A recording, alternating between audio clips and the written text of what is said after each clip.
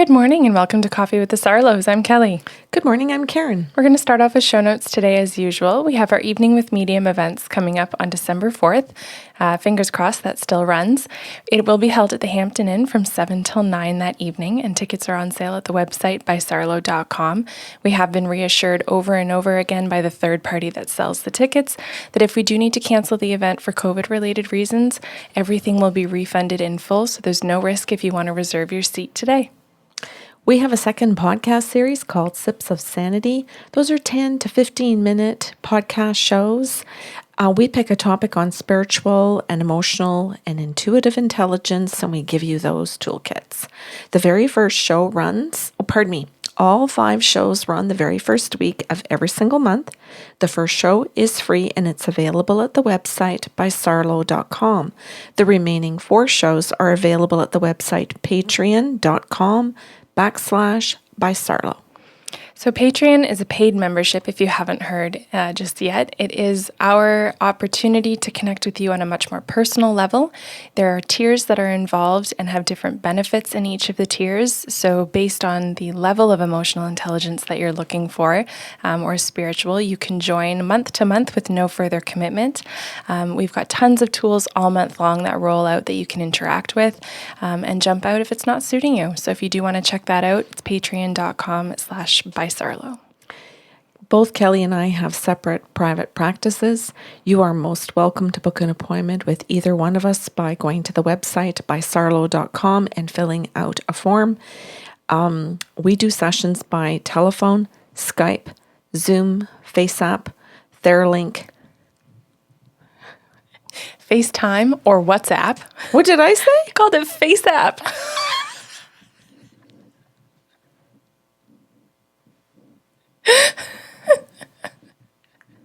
It sounds like a dirty swear word. Let me do that again. I thought I was doing so well. Okay. We do our sessions by telephone, Skype, FaceTime, Theralink, WhatsApp, and Zoom. And because of COVID, no in-person sessions. But a lot of people are asking if those sessions are as accurate as the ones we do long distance for people all over the world. Absolutely, they are. Our connection to the spirit world is not dependent on where you are or what you're wearing or what you're thinking. Okay, good enough. And last but not least, before we dive into the show, gift certificates are still available as well. So if you are looking to gift that to someone anywhere in the world, as you've heard, that is possible. If you're local, you can arrange for a contactless pickup. And if you are anywhere else in the world, we can do an e-certificate as soon as you wish. You can contact us at the website by sarlo.com to request those. Okay. Well, Karen, good luck today. Well, I can't do 2 things at once. I was trying to take one of my shoes off as I was talking and put it to the side because it was clicking off of my foot, and that's when I messed up. Okay. Okay. Yeah, I hear you. Sure it was. Okay. So I'm just going to hop right into this one. I got up one morning and went into the bathroom. Just, I love a story that starts with a bathroom. Oh, yeah? I walked into the washroom and I saw like a gray blob in the washroom, which is normal. Not unusual. Yeah, that's just an energy, right? So there was just this gray mass that was standing there, gray or black. And I didn't think anything of it. So I just stepped into the washroom, turned to my right because that's where the sink and the mirror is. Excuse me.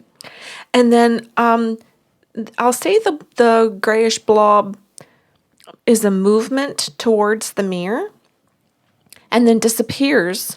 Once I fully turn around and I look into the mirror, it disappears.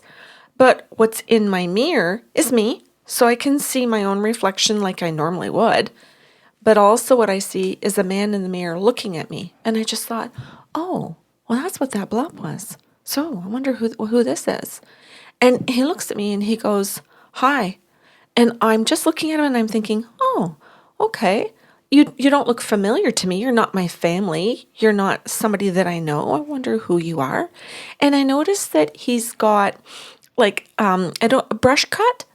Like, is that what you call that? Like when it's shaved really close to the head and it's, you see those men and they kind of go like like they play with their hair and it's bristly. And it's not something I see very often anymore. So that kind of really stood out that he had that. And I noticed that he's got green eyes. I really liked his eyes. And he's a husky man. He's got like a full face and a thick, a thick, strong neck. And he's bigger shouldered. And he's got a white undershirt. And he goes, white undershirt. And he's got a plaid shirt. Oh, Jesus, almost like what I'm wearing right now. With a plaid shirt on top. And he's got blue jeans on. How do I know he's wearing blue jeans? I have no idea. Because actually, if you think about it, you can't see the blue jeans in the mirror. I think it's cool, though, that you're illustrating how to see into a different dimension. Okay. And how he's able to appear and stand in one. Yeah. Yeah, I just realized that. And I want to describe that he's got thicker fingers. But again, I'm not seeing them, actually. You're talking about different senses, though. So you've talked about sight and inner knowing. Yeah. And that they blend together. Mm-hmm. So he's looking at me in the mirror and I thought, okay, I wonder what he's going to say. And he goes, hi, Karen. And I'm like, oh, hi. And he says, I'm going to my funeral today. How do I look? That is so cute, Kelly. And I looked at him and immediately my mind went back to when I was a child growing up in a funeral home, thinking about my dad and Elwood and, the funeral directors dressing the men up for the caskets. And they were always put into suits. So I remember my dad taking scissors and going up the back of the suit so that you could put the arms on each side of the dead person. And I don't know if they still do that or not, but he'd cut up the back of the suit and put them on and then do up the buttons up the front and stuff. Jody Martin, let us know. Yes, please do. And I remember just watching my dad do that, but it was always a suit. So I thought, well, I don't really know if you're dressed properly for a funeral in today's age. And he goes, oh, it's my funeral. I am. Like this. And I said, oh, okay. So that's how they're dressing you for your funeral today? And he goes, yeah. He goes, because I always wore a white undershirt, a plaid shirt, and blue jeans. And he says, and I've asked for my feet to just be bare feet. Cool. And I'm like, oh, okay. So he doesn't show me that. He tells me about his bare feet. And he starts to change in front of me. So he shows me that look. And it's very vibrant. He looks healthy to me. And then all of a sudden, Kelly, he gets really thin, really quickly, time-lapse photography. Mm-hmm. But in the process of looking thinner, he still has his brush cut, which is interesting. You just see the face shape change. And what I see on his face are these markings, and on his neck. And I don't know how to say this, but to me it appears as though it's skin cancer and different kinds of skin cancer. And I'm just thinking this. And he says to me, cancer. Like he can read my mind. And I think, well, of course he can read my mind. He's dead. He's probably better than you are. Oh, yes. Absolutely. He's dead better than I am at this. And he goes, yes, cancer. And I said, oh, geez. I said, how long, honey? And he goes, this was for years. And I said, did you get, and he goes and disappears. So I can't finish the conversation. He just disappears at that point. And so I thought, oh, okay. I wonder if that's for a client for today or tomorrow, or if that person is going to run into me at the mall or when I head out to the grocery store. I don't know how to place this. Or is this just going to be one of those people that comes and visits and just disappears and I don't ever get to place, really, because they're not all placeable. Mm-hmm. And so off he went, and I did my business in the bathroom and put on my makeup and brushed my teeth and stuff. And actually I got into my day and saw a few clients, and that was totally fine. And then around 11 o'clock, my client is late.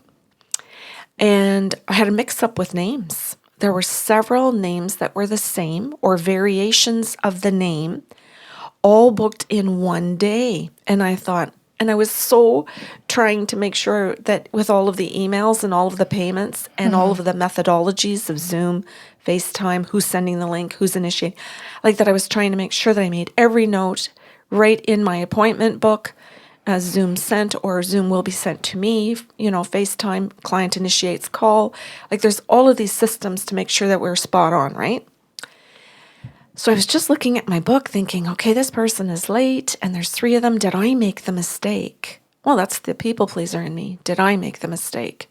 And I was to learn, no. In fact, my people pleaser could actually take a break, take a time out.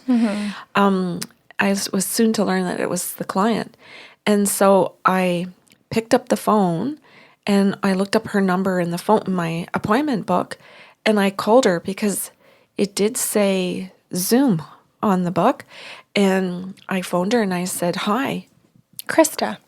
Hi, Krista. It's Karen. And I said we had an appointment booked for 11 and it's now 11:15 almost. And I said, can you let me know what's going on?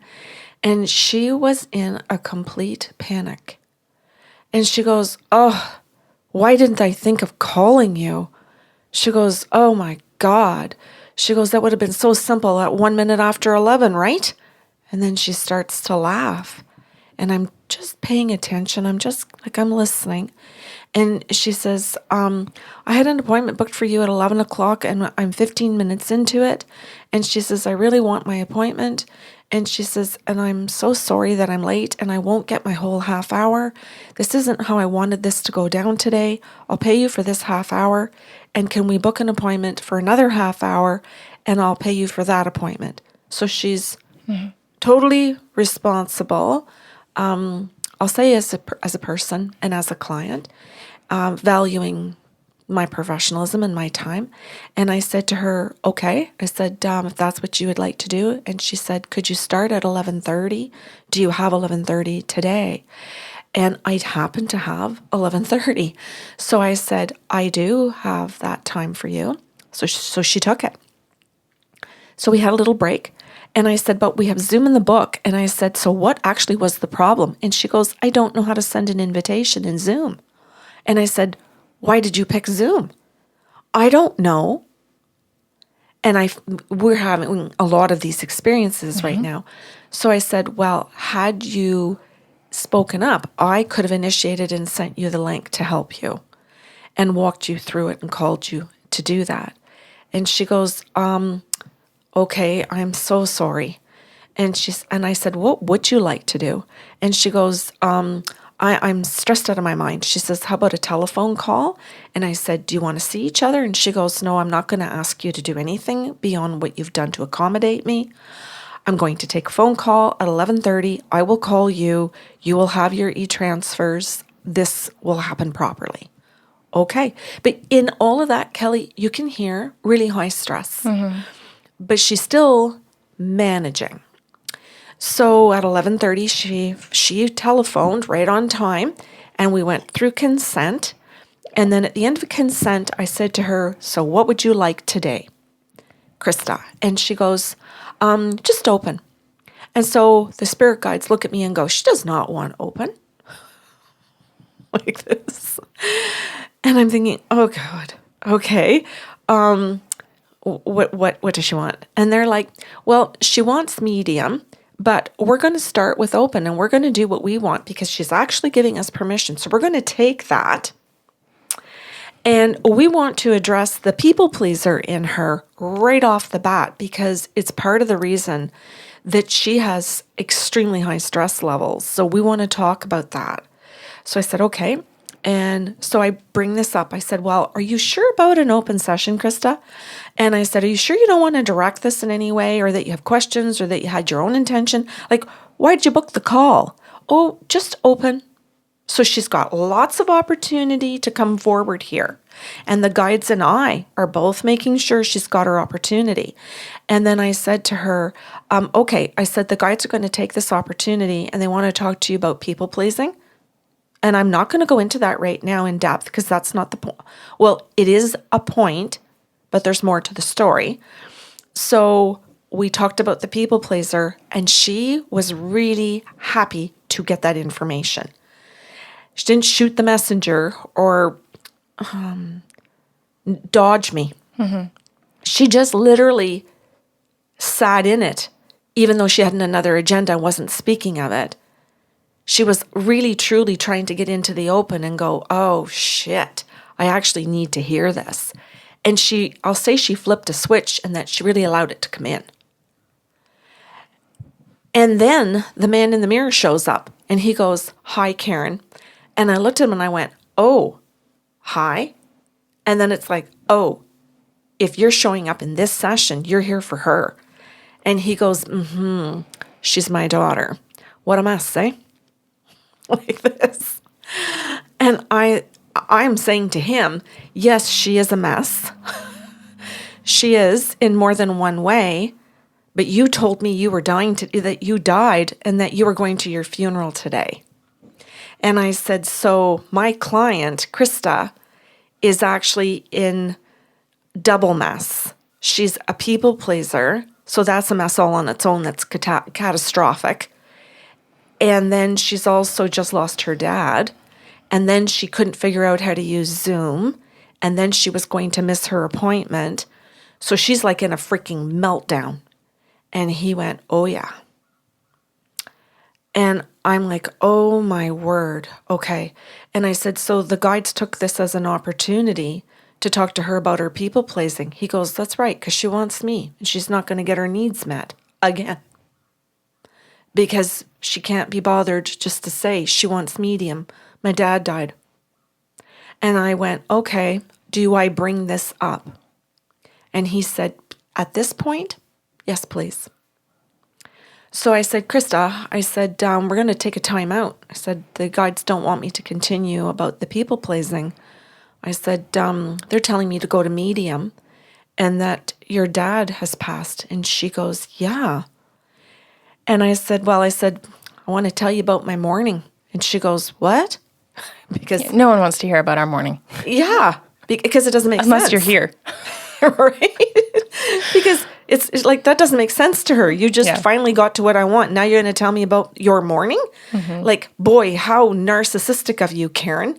And it's like, no, actually, your dad showed up in my bathroom as a black blob this morning and then showed up in my mirror to actually give me some messages. But I didn't really quite know how to handle that, honestly. So I just said to her, I said, there's relevance to who showed up in my bathroom this morning. And I said, and he has a wicked sense of humor. It's kind, it's not critical, but it's a good sense of humor. And she goes, oh yeah? What do he look like, this guy in your bathroom? And so I said, oh, he has a brush cut and he had green eyes. And I said, he wears a white undershirt, plaid shirt, and blue jeans. And his funeral's today. And I said, and he says he's your dad.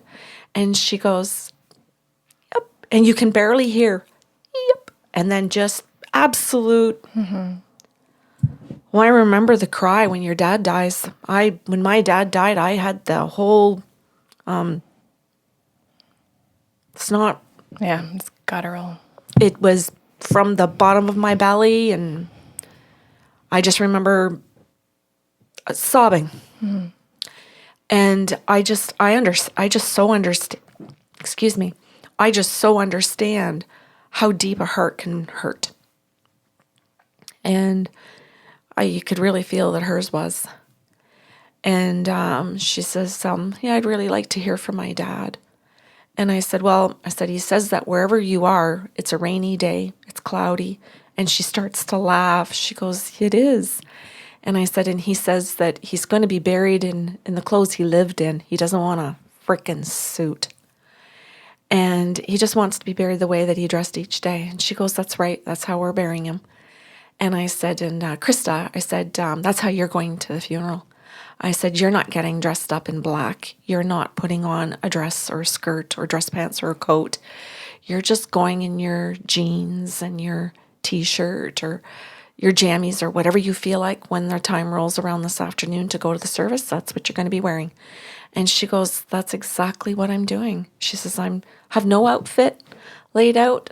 She goes, right now I'm in my tracksuit, and that's the way I may go, is in my tracksuit. And I said, he's really happy that you're just being yourself and that you're just going dressed casual just like him. It's just getting the relationship is real and it is what it is. And she said, thank you. She says, I'm struggling with that because other people are going to expect me to be all dressed up. It's my dad. I should be in the receiving line. I'm not going to be in a receiving line. I'm going to sit where I want to sit. I'm going to talk to the people I want to talk to. And I said, oh my God, that's this whole conversation about the people pleaser then. I said, your dad says he's really proud of you and that this is one of your finest moments in breaking your pattern. And she goes, yeah, I guess so, eh? She says, did it fucking have to take me to exhaustion to get it? Often, yeah. Often it's the divorce or it's a death where people finally go, okay, something's got to give. And where we don't have an ounce of energy left in us. And it's at the bottom of that barrel that we care for ourselves. Mm-hmm. So we had a little chat about that it took that. And she goes, yeah. And you could hear in her voice, yeah, like, but almost like an unfinished, like, why? Like, why did I have to hit this? And her dad says to me, okay, moving on. Like this. And I'm thinking, what? Why is he moving on? And he goes, I'm just going to give you some facts. And he says, my wife was there when I passed away. My daughter was present when I passed away. They were both sitting beside me. Say that. And I'm like, wow, what a shift in the energy. And so I said, okay, I'm just going to offer you some validations now from your dad. He says you were there when he passed. Your mother was there when he passed. And then he tells me she's my ex-wife, separated. The mom. He says separated. So I wrote it down on the page, not divorced yet, separated. And she says, that's correct. They're not divorced. They're separated. And I went, okay. And then he says, her mom has serious mental health issues and has had for decades and has never gotten any help. And I said, oh, that's very difficult. And I said, oh, now I'm understanding what you're getting at. And he goes, right. So I was the fixer, and because I held things together when we were married, and he doesn't go into detail. He just says that he's the fixer when his wife struggles with mental health issues. That's how it's worded. He says, I go into fix mode and I try to gauge my wife's moods and shifts and her behaviors. And I coach my children as to get out of the way, stay in your room, stay at a friend's this evening. Or if you're home, this is what you will do or say. Get up, do the dishes. I will go over or I will do the cooking. Like, he manages the family, he thinks, so well. And realizes later on as they're teenagers that he can't hold it together anymore.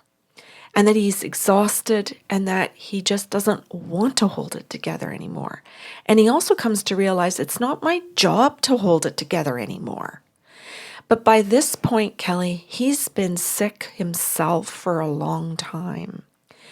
And he says to me, I've been sick for a long time, Karen. And he says, I didn't get help either. Oh, wow. And I went, what?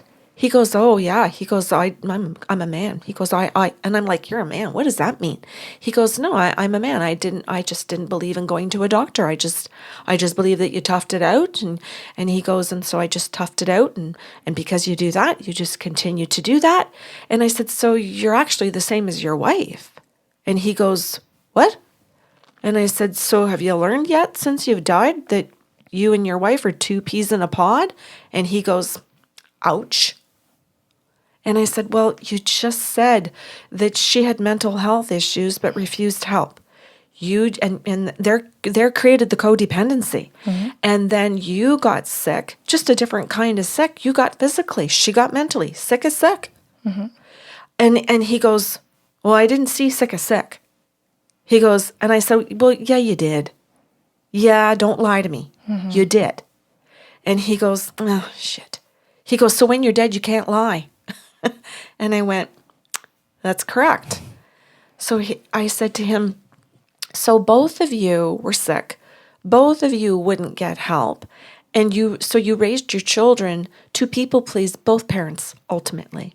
But he thinks that he's raising them to keep the peace so that his wife's mental health doesn't flare up.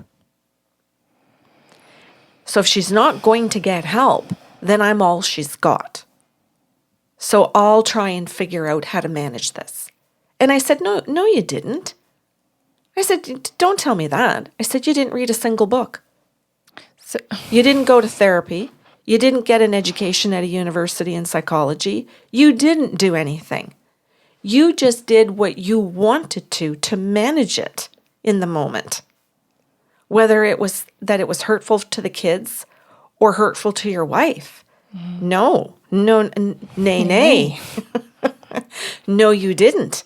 And he goes, and you can see where he's struggling. And so I said to Krista, I said, your dad's here today because he's coming to some understandings. That the reason that just now.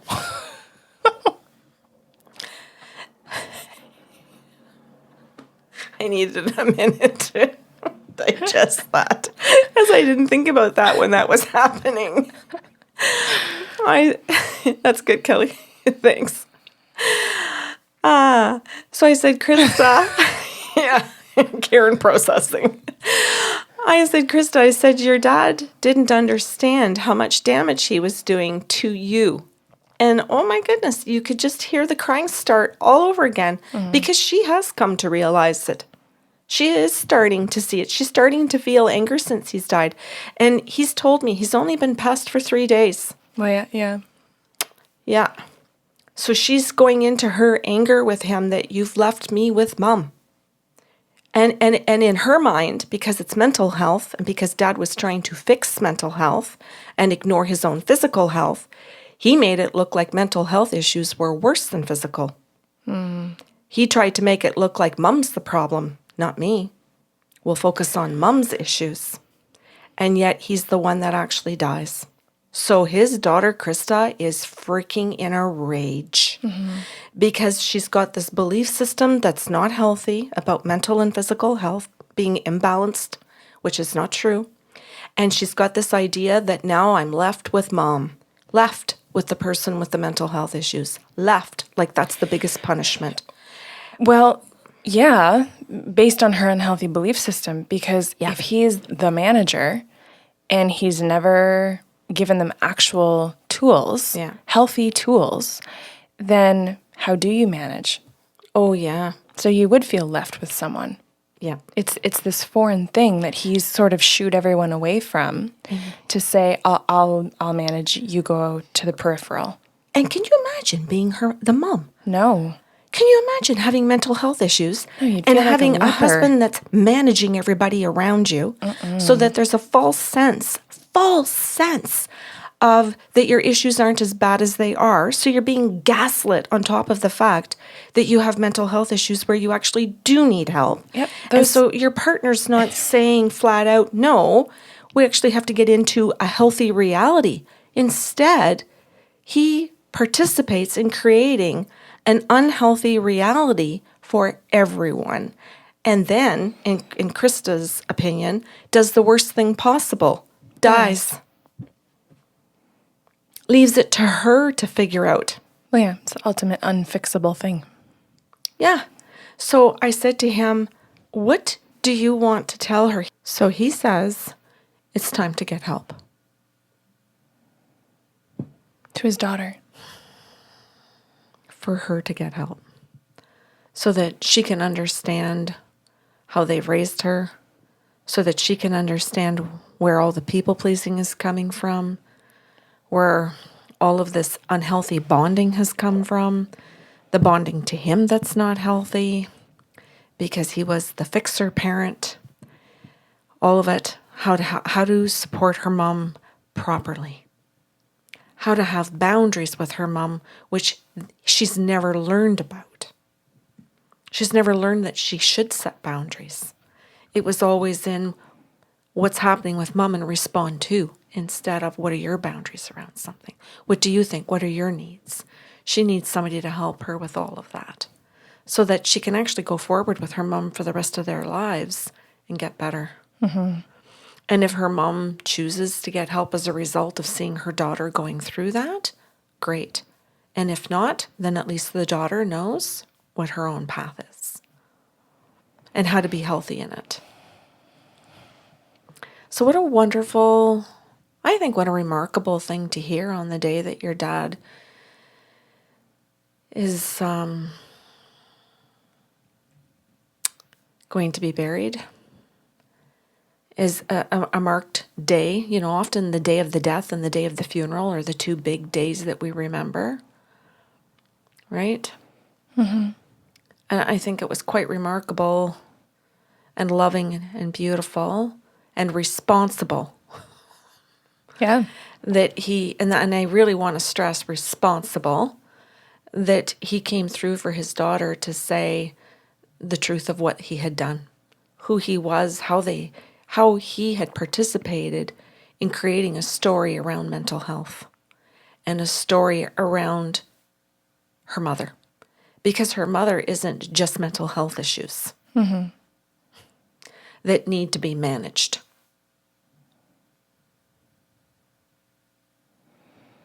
And that was her session. That was half an hour. It's efficient. I think so. An efficient bathroom visit. Yeah. Yeah. Yeah. And you know what, Kelly, like I'm like, I was really looking forward to, at the end of the day, dancing with him in the kitchen. That, like, what a wonderful happy dance with the spirit world that he got to do all of that. On the day of his funeral. Yeah. That's a big day. Yeah. Yeah. And I'm so elated. I am so delighted. I She's spinning the emotional wheel in her head. and my heart. So joyful that I got to participate. I didn't have to get hired by a funeral home or hired by an organization to go into an environment to provide a service. She sought this out on the day of her dad's funeral. And there are religious and cultural belief systems that say that's too soon, or mediums are liars, they're cheats, they're frauds, be skeptical. And this is what can occur right before her dad's funeral, where she can go there and know that there is a healthy plan ahead for her. Yeah, that she can keep learning about him, about herself, and that he'll be there to see the growth and change. He'd said too, he said, tell her that when she goes to the funeral this afternoon that I'm going to get into the truck and that I have to get into the front seat and like squeeze myself into the front seat of the truck. And she started laughing. And I said, he's telling me that there is a back seat to the truck, which I don't know. I guess some trucks have and don't have. Right. But she says there are back seats to hers, but that they're full of sports gear and work-oriented equipment. And that because it's so jam-packed, he has to get into the front, but that there will be other people in the front seat. And so he has to squish himself in amongst his family, to get to his funeral with them. And I said, is that correct? You have a truck? And she goes, I sure do. I said, is that true about it having a back seat and it's just jam-packed? She goes, sure is. She goes, plus garbage. That's funny. Yeah, it was really cute. She says, is that ever a nice thought, Karen? She says that when I go to get into the truck with my family today, that Dad's going to be jammed in there with us. She goes, you know what? That's actually going to make me smile. And I think back to my own dad's funeral. I'm not certain that I thought I had a reason to smile at that point. It's hard to figure out that you can smile when you're going to your dad's funeral.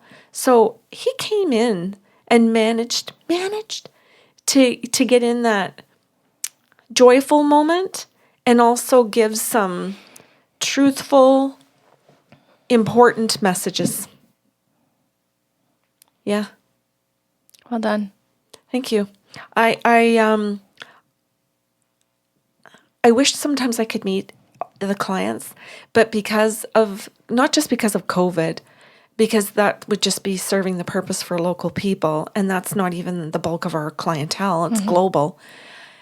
I look forward to when I'm dead someday, and I actually do get to meet all of these spirits, but not I don't want to say this, that I don't want to meet the human. I don't want this to come out wrong. Yeah, I'm not going to say it. Well, I think you did. But how cool will your day be when, you'll be hopefully in attendance at your own funeral to see the humans whose lives you've touched and left behind, and then greeted by all of these people on the other side whose lives you bridged when they couldn't. I thought about that when Sylvia Brown died. I remembered seeing her in Toronto live with you. And I remember when she had passed away, I just went to bed the day I found out that she had passed that day.